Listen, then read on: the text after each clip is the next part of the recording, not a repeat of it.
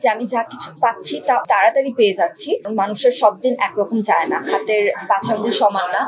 এই মুহূর্তে যে অবস্থানে আছি তিনি সেই অবস্থানটা আমার জন্মের আগে পার করে এসেছেন। ভীষণ ভালো লাগছে এবং একই সাথে ভয়ও লাগছে, কারণ মাত্র একটা সিনেমার কাজ করে আসলাম, হাতে সময়টা খুব কম, আরেকটা সিনেমার জন্য প্রস্তুত হতে হবে নিজেকে। জাস্ট সবার কাছে দোয়া চাই যাতে করে ভাইয়া যেটা বললেন যে আমার চরিত্রটির নাম রূপা, রূপা চরিত্রটা যাতে হয়ে উঠতে পারে তার জন্য সবার কাছে দোয়া চাই এবং শুভকামনা আছে।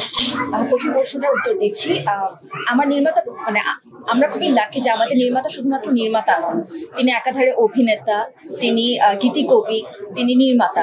তো একটা মানুষ যখন বহু গুণে গুণান্বিত এবং যিনি যে জায়গাটা এবং যিনি আমি এখন এই মুহূর্তে যে অবস্থানে আছি তিনি সেই অবস্থানটা আমার জন্মের আগে পার করে এসেছেন এবং তিনি একজন প্রুফড অভিনেতা।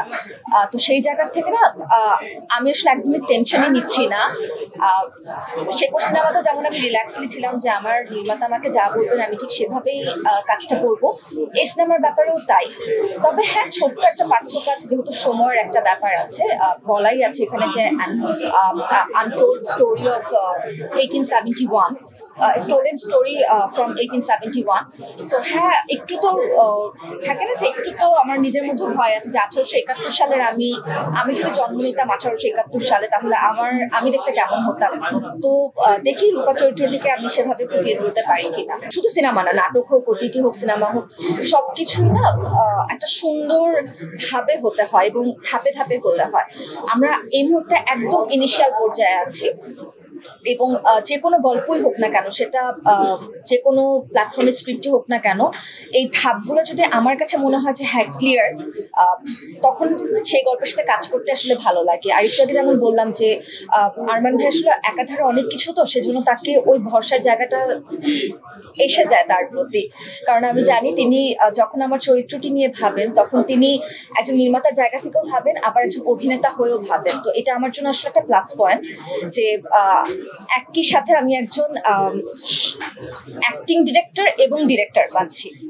আশা করছি যে আমি আমার জায়গার থেকে আমি আমার শতভাগ দিয়ে চরিত্রটিকে ফুটিয়ে তুলতে পারবো আপনাদের সামনে। যখন যে মুহূর্তে আমি যার সাথে কাজ করছি তার কাছ থেকে কিছু না কিছু একটা শিখে আসে এবং সেই কিছু না কিছু জায়গাটা অবশ্যই ভালো কিছু হতে হবে, পজিটিভ কিছু হতে হবে। কারণ আমি পজিটিভ ব্যাপারগুলোতে খুব বিশ্বাসী। আমি চাই আমার সাথে সবকিছু ভালো হোক, তার জন্য আমি চেষ্টা করবো তার ভেতর থেকে যা কিছু ভালো আছে তার সবকিছু আমার মধ্যে থাকে না অ্যাডাপ্ট করার, আমি এটা চেষ্টা করবো। আর প্রথম প্রশ্নের উত্তর হচ্ছে ড্রিমি কিনা জানি না, আমি সময়ের সাথে খুব বিশ্বাসী, আমি ভাগ্যে খুব বিশ্বাসী। হয়তোবা এই মুহূর্তে এটাই আমার ভাগ্যে ছিল, হয়তোবা এটাই এই মুহূর্তে আমার রিজিকে ছিল যে একসাথে সবকিছু আমি পেয়ে যাব। এখন স্বাধীনতা অর্জন করা কিন্তু সহজ, স্বাধীনতা রক্ষা করা কঠিন। তো আমার কাছে ব্যাপারটা তাই যে আমি যা কিছু পাচ্ছি তা অর্জনটা হয়তোবা খুব তাড়াতাড়ি পেয়ে যাচ্ছি। একই সাথে ভয়ও কাজ করছে যে এটা আমি রক্ষা করতে পারবো কিনা, কারণ মানুষের সব দিন একরকম যায় না, হাতের পাঁচ আঙ্গুল সমান না। তো এক একটা দিন আমার এক এক রকম যাবে, আমিও এক একদিন এক এক রকম ভাবে থাকে না, এক এক রকম ভাবে মানুষের সামনে আসবো। তো প্রত্যেকটা দিন যাতে আমার ভালো যায়, ভালো কিছু নিয়ে আসে, ভালো কিছু রেখে যেতে পারে, সেই কামনাই থাকবে নিজের প্রতি।